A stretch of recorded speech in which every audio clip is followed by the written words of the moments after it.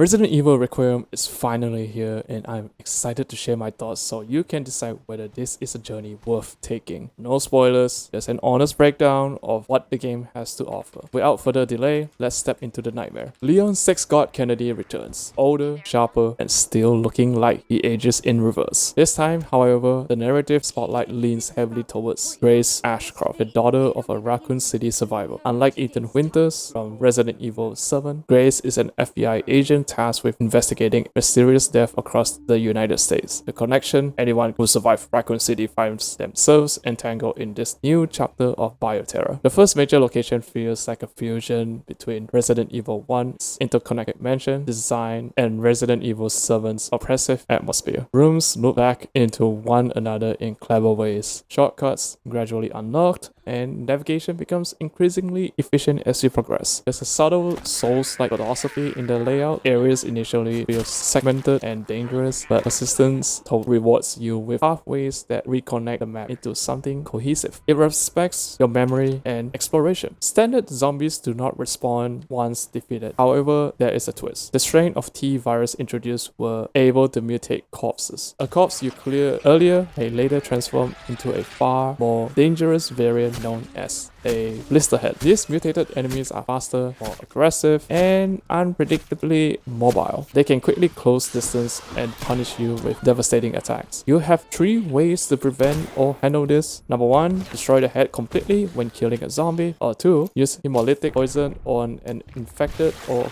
a corpse to prevent mutation. Or 3, if the mutation occurs, eliminate the blisterhead carefully and preferably without wasting precious ammunition on their head. Hemolytic poison is single use. It can serve as a stealth tool or insurance against mutation. This creates a constant decision-making loop. Craft ammunition for immediate threats or invest in prevention. Resource management becomes strategy, not just a survival. Both Grace and Leon can be played in either first-person or third-person perspective. You are free to switch at any time during the game. The third person will feel familiar for long-time fans. The first person increases immersion and restricts vision, heightening tension as you go along. The flexibility here is appreciated. It adapts to your comfort level rather than forcing one to experience. You can also freely change difficulties in the game if it's too much to handle and you're only interested in the story. The fear in Requiem doesn't rely solely on jump scares, it thrives on uncertainty. You rarely know when mutation may occur, supplies are limited and do not respawn. Every bullet crafted, every healing item used, every material spent carries weight. Scarred City is not artificial, it is deliberate. Before entering new territory, check your inventory twice, including the map. The puzzles strike a solid balance between accessibility and challenge. As someone who struggles with in-game puzzles, I found them fair but demanding enough to require attention. Clues are hidden in environmental details and documents that populate your database. The rewards are meaningful, often providing upgrades or supplies that can save you in tight situations. Early on, collecting coins is particularly important. This allows you to purchase long-term upgrades for player, giving your progression a steady sense of growth. Leon's gameplay introduced an expanded system reminiscent of Mercenaries mode. Unlike Claire, he does not rely on stat upgrades. His progression focuses on weapon enhancements and efficiency. He carries a larger inventory and earns points through combat, including from enemies who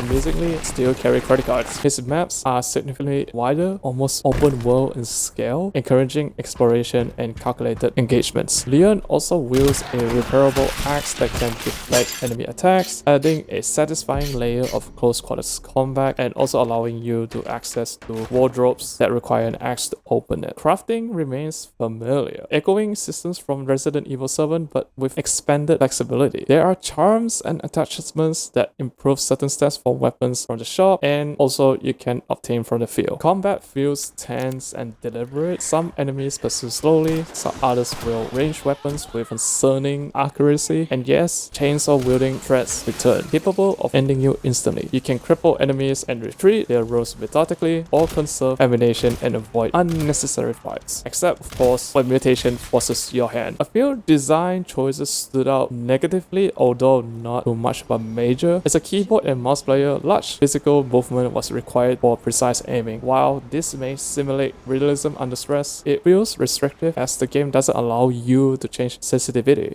The lock picks are single use, forcing you to decide which locks to pick instead of having one lock pick to get all the locks open. Scraps and rare metals do not stack, though this aligns with the inventory realism where like they come in bundle, so that would require you to make some space in your inventory for such items. These issues aren't major in my opinion, but they do make a friction to some point in time. So who is this game for? Resident Evil Requiem is for players who enjoy survival horror under pressure, tactical Tetris, resource management, interconnected exploration, puzzle solving, and stepping into the boots of someone fighting bioterror at a high cost. However, it may not suit players who dislike high-stress scenarios, inventory management, or methodical pacing. As someone new to this series, though familiar with its story, I found the experience intense but manageable once I understood the systems and characters and my own capabilities. This game rewards patience, awareness, and preparation. It punishes recklessness. If you've made it this far, thank you. I hope this review helps you decide whether Resident Evil Requiem deserves your time. If you're interested in more reviews where we analyze what the game has to offer without hype or inflated scores, feel free to explore my channel or check out my review playlist. Until next time, happy gaming, adventurers!